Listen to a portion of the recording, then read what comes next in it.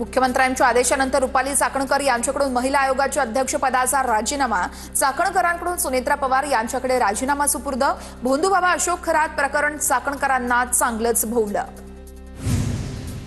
वैयक्तिक कारणांना आणि स्वेच्छेने राजीनामा दिलेला आहे रुपाली चाकणकरांकडून स्पष्ट, तर भोंदूबाबा खरातवर कठोर कारवाई करा। आध्यात्मिक श्रद्धेतून खरातवर विश्वास ठेवला, त्याची दुसरी बाजू माहिती नव्हती, चाकणकरांची स्पष्टोक्ती। भोंदूबाबा अशोक खरात प्रकरणाची एसआयटी मार्फत चौकशी व्हावी, प्रकरणाचा सखोल आणि वस्तुनिष्ठ तपास व्हावा। रुपाली चाकणकरांचं मुख्यमंत्री फडणवीसांना पत्र। चाकणकरांचा राजीनामा पुढील कार्यवाहीसाठी मुख्यमंत्र्यांकडे पाठवला। चौकशी निष्पक्ष आणि पारदर्शक होण्याच्या दृष्टिकोनातून चाकणकरांचा पदाचा त्याग। चाकणकरांच्या राजीनाम्यावरती डीसीएम सुनेत्रा पवार यांचं ट्विट। चाकणकरांना देखील तिथे कुणीतरी घेऊन गेलं असेल। कॅप्टन खरातबाबतचं फारसं काही माहिती नाहीये। काही लोक बोलायचे हात दाखवा, मंत्री छगन भुजबळांचं वक्तव्य। तर महिला प्रदेश अध्यक्ष पदासंदर्भात पक्षाला सर्व अधिकार आहेत, पोलीस चौकशीमध्ये सगळं काही सत्य बाहेर येईल, छगन भुजबळ यांची प्रतिक्रिया। खरातसोबतच्या नवरत्नांचा सीडीआर तपासा, त्यांचा राजीनामा घ्या, काँग्रेस नेते विजय वडेट्टीवार यांची मागणी। मविया सरकारनं खरातच्या संस्थेसाठी धरणाचं पाणी आरक्षित केलं, हे आरक्षण काढून टाका, अंजली दमानिया यांची मागणी। जयंत पाटील यांचं नाव सातत्यानं येतंय, चौकशी व्हावी, दमानियांची प्रतिक्रिया। खरातच्या संस्थेसाठी मविया सरकारनं दारणा धरणाचं पाणी दिलं, मविया सरकारच्या काळातील निर्णयावरती राऊतांनी बोलणं टाळलं, पाणी दिलं होतं का हा मुद्दा आता नाहीये, राऊतांची प्रतिक्रिया। भोंदूबाबा प्रकरणामध्ये काँग्रेसमध्ये दोन गट पडल्यानं चर्चा, राजकारणातून कुणाला असं उठवू नका। काँग्रेसचे पुणे शहराध्यक्ष अरविंद शिंदे यांचा रुपाली चाकणकरांना पाठिंबा, तर अरविंद शिंदे कोण आहेत, विजय वडेट्टीवार यांचा सवाल। राजीनामा देताना चाकणकरांचा माज दिसला, आपण चुकीच्या माणसाला साथ दिली याबद्दल काहीच वाटत नव्हतं, संगीता तिवारींचा हल्लाबोल। शिक्षण खात्यातही भोंदूबाबा अशोक खरातचा हस्तक्षेप असून शिंदेंनी केसरकरांचा राजीनामा घ्यावा, खासदार संजय राऊतांची मागणी। तर राज्यातील 9 मंत्र्यांवरती भोंदूबाबाचा प्रभाव, सावरकरांचं नाव घेणाऱ्यांना राऊतांनी खडे बोल सुनावले। चाकणकरांना महिला प्रदेश अध्यक्ष पदावरून देखील दूर केलं पाहिजे, ठाकरेंच्या सेनेच्या उपनेत्या सुषमा अंधारेंची मागणी। तर चाकणकरांची चिडचिड मी समजू शकते, भोंदूबाबाने 400 ते 500 कोटींची माया जमवली, सुषमा अंधारेंचं वक्तव्य। राजीनामा स्वीकारताना सुनेत्रा पवारांचा चेहरा गंभीर होता, रुपाली चाकणकर राजीनामा देतानाही पोज देऊन उभ्या होत्या। चाकणकरांना आत्मपरीक्षण करण्याची गरज आहे, सामाजिक कार्यकर्ते अंजली दमानिया यांची प्रतिक्रिया। रुपाली चाकणकरांनी यापूर्वीच राजीनामा द्यायला हवा होता, काँग्रेस नेत्या यशोमती ठाकूर यांचा रुपाली चाकणकरांवर निशाणा। भोंदूबाबा अशोक खरात सोबत फोटो असणाऱ्या मंत्र्यांनीही राजीनामे दिले पाहिजेत, यशोमती ठाकूर यांची मागणी। भोंदूबाबा खरातचा पीए नीरज जाधवला आज कोर्टात हजर करण्याची शक्यता। काल संध्याकाळी नीरज जाधवला क्राईम ब्रांचनं ताब्यात घेतलं।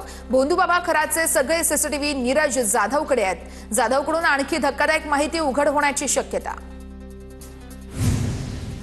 नाशिक महिला अत्याचार प्रकरणातील आरोपी भोंदूबाबा अशोक खरात प्रकरणी अनीस आक्रमक, खटला फास्ट ट्रॅक कोर्टात चालवण्यासाठी मुख्यमंत्र्यांची भेट घेणार, नराधमाला कठोर शासन व्हावं, अनीसच्या पदाधिकाऱ्यांची मुख्यमंत्र्यांकडे मागणी। भोंदूबाबा प्रकरणामध्ये रुपाली चाकणकरांवरती निशाणा साधला जातोय, भोंदूबाबा विरोधात तक्रार होऊनही पोलिसांनी काही केलं नाही। काँग्रेसचे पुणे शहराध्यक्ष अरविंद शिंदेंचा रुपाली चाकणकरांना पाठिंबा। भोंदूबाबा खरात प्रकरणी दीपक केसरकरांच्या निकटवर्तीयाची एसआयटी चौकशी, दीपक केसरकरांचा निकटवर्तीय दीपक लोंढे एसआयटी चौकशीच्या फेऱ्यामध्ये, एसआयटी टीमकडून दीपक लोंढेची कसून तपासणी, चौकशी देखील करण्यात आली। दीपक लोंढे सिन्नरमध्ये जमीन खरेदी विक्रीच्या व्यवसायामध्ये सक्रिय।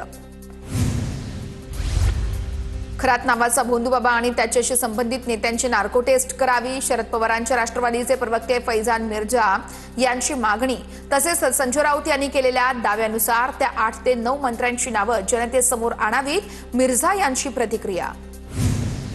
अजित पवारांच्या विमान दुर्घटनेतील मृत्यू प्रकरणामध्ये बारामती तहसीलदारांकडे चौकशीसाठी अर्ज दाखल, इंडिया अगेन्स्ट करप्शनचे अध्यक्ष हेमंत पाटील यांच्याकडून चौकशीची मागणी।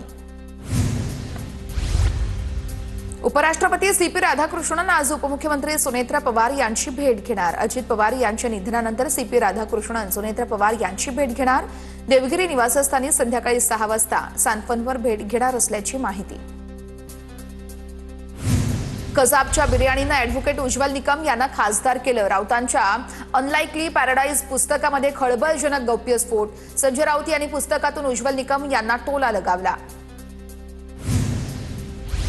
केंद्रीय मंत्री नितीन गडकरी यांना धमकी देणाऱ्या खटल्यामध्ये सरकार पक्षाने साक्षीदार तपासले। नागपूर सत्र न्यायालयामध्ये कालपासून सुनावणीला सुरुवात। 14 जानेवारी आणि 21 मार्च 2023 ला गडकरींना धमकी देत 100 कोटींच्या खंडणीची मागणी करण्यात आली होती। बाळासाहेब ठाकरे यांच्या जन्मशताब्दी वर्षानिमित्त तरुण-तरुणींसाठी आयात निर्यात लॉजिस्टिक क्षेत्रातील प्रशिक्षण अभ्यासक्रमाचं आयोजन। स्थानिक लोकाधिकार समिती महासंघाच्या वतीनं शिवसेना भवन या ठिकाणी कार्यक्रमाचं आयोजन। उद्धव ठाकरेंच्या हस्ते उद्घाटन केलं जाणार। कुख्यात अंडरवर्ल्ड दाऊद इब्राहिमच्या रत्नागिरी जिल्ह्यातील मालमत्तेचा लिलाव पूर्ण। खेड तालुक्यातील मुंबके गावातील 4 कृषी मालमत्तेचा लिलाव। 4ही जमिनी दाऊद इब्राहिमची आई अबिनाबी यांच्या नावावर होत्या। मुंबईमध्ये भाजप कार्यालयाला मंत्रालयाजवळ आणखी 15,000 चौरस फूट जागा 30 वर्षांच्या भाडेतत्वावरती देण्याचा मुख्यमंत्री फडणवीसांचा अखत्यारीतील सामान्य प्रशासन विभागाचा मोठा निर्णय। राज्यामध्ये सिलेंडर साठवणूक प्रकरणी 3 ठिकाणी कारवाई। राज्यातील सिलेंडर तुटवड्यावरती मंत्री छगन भुजबळ यांची ही पहिलीच प्रतिक्रिया। धुळे पालिका निवडणूक होऊन 2 महिने झाले तरी देखील सभा नाही। स्थायी समिती सदस्य, स्वीकृत सदस्य, महिला बालकल्याण समितीची निवड लांबली। कोल्हापूरमध्ये गॅस तुटवड्याचा छोट्या व्यावसायिकांना फटका। कोल्हापुरातील अनेक नाश्ता सेंटर आणि चहाची दुकानं बंद। कोल्हापुरातील महावीर कॉलेज परिसरातील सर्व नाश्ता सेंटर आणि चहा टपऱ्याही बंद।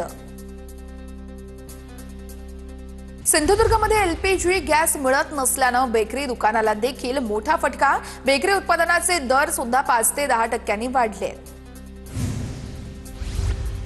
घरगुती गॅस वापरणाऱ्या व्यावसायिकांवरती पुरवठा विभागाची कारवाई। मंठा शहर आणि तळणी परिसरातील कारवाईमध्ये 8 घरगुती गॅस सिलेंडर जप्त। पुरवठा विभागाच्या कारवाईनं हॉटेल व्यावसायिकांचे धाबे चांगलेच दणाणले। युद्धजन्य परिस्थितीमुळे निर्माण झालेल्या गॅस तुटवड्याचा भंडाराच्या सनफ्लॅग स्टील कंपनीला फटका। गॅस तुटवड्यामुळे कंपनीतील कॅन्टीन सेवांमध्ये तात्पुरते बदल। कॅन्टीनमध्ये जेवणातील पदार्थांमध्ये कपात केल्यानं कामगारांमध्ये नाराजी। रत्नागिरीमध्ये 3 दिवसांपासून एलपीजी गॅसचा पुरवठा नसल्यानं गॅस पंप बंद। रत्नागिरीतील एकमेव एलपीजी गॅस पंप बंद। मुंबईतून येणारा एलपीजी गॅसचा साठा मिळाला नसल्यानं गॅस पंप बंद। नागपूरमध्ये ॲडव्हान्स पेमेंट दिल्यानंतरच तेल कंपन्यांकडून पेट्रोल पंपांना डिझेल मिळणार। युद्धामुळे पेट्रोल पंपांना तेल कंपन्यांकडून उधारीवरती इंधन मिळणार नाही। तेल कंपन्यांना मिळणाऱ्या पेट्रोल डिझेलच्या पुरवठ्यातही कपात होण्याची शक्यता। बुलढाणामध्ये गॅस सिलेंडरसाठी एजन्सीवरती नागरिकांची मोठी रांग। पोलीस बंदोबस्तामध्ये गॅस सिलेंडरचे वाटप।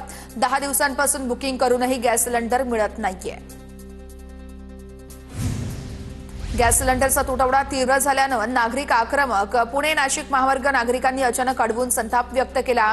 रस्त्यावरती उतरलेल्या नागरिकांकडून प्रशासनाविरोधात जोरदार घोषणाबाजी। सांगलीमध्ये आमदार रोहित पाटील यांच्याकडून नुकसानग्रस्त द्राक्ष बागांची पाहणी। गारपिटीमुळे सांगलीमध्ये द्राक्ष बागांना मोठा फटका। नुकसानीची आढावा घेत माहिती घेतली। कृषी विभागाला तातडीने पंचनामे पूर्ण करण्याच्या रोहित पवार यांच्या सूचना। सोलापूरमध्ये आशिष शेलार यांच्याकडून नुकसानीची पाहणी। शेलारांना नुकसानीची माहिती देताना अश्रू अनावर। उत्तर सोलापूरमध्ये अवकाळीमुळे द्राक्ष बाग भुईसपाट। पुणे जिल्ह्याला अवकाळीचा फटका। जिल्ह्यामध्ये जवळपास 800 हेक्टरवरती नुकसान। पालकमंत्री सुनेत्रा पवार यांच्याकडून तात्काळ पंचनामे करण्याचे प्रशासनाला आदेश।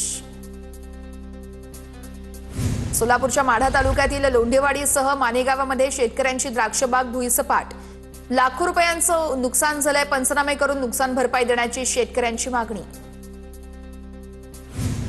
धुळे तालुक्यामध्ये वादळाचा तडाखा। शेतातील पिकं जमीनदोस्त। माजी आमदार कुणाल पाटील यांनी नुकसानग्रस्त भागाची पाहणी केली। नुकसानग्रस्त पिकांचा तातडीने पंचनामा करून अहवाल शासनास सादर करण्याची मागणी।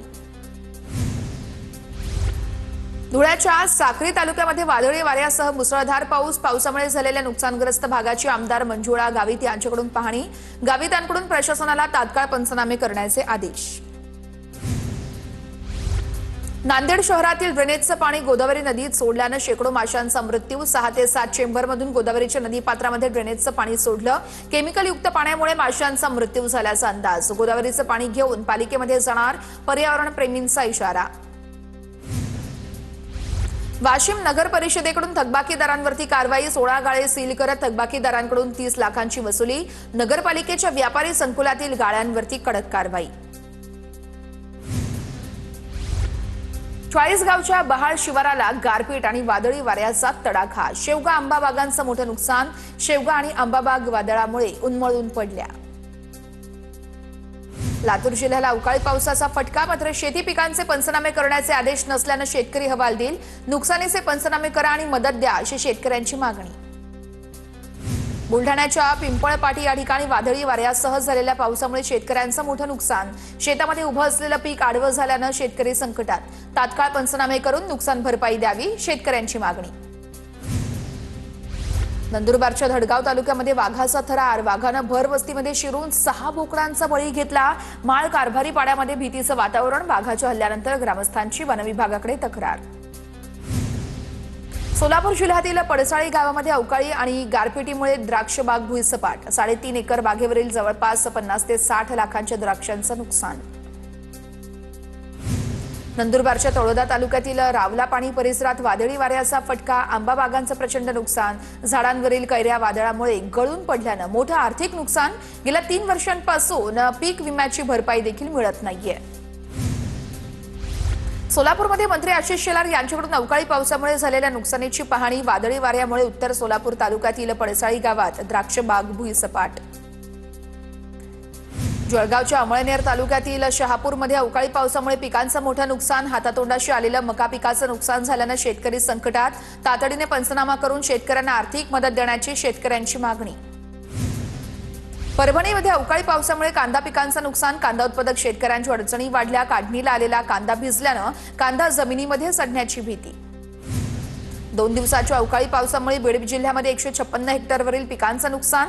प्रशासनाकडून पंचनामे करण्यास सुरुवात।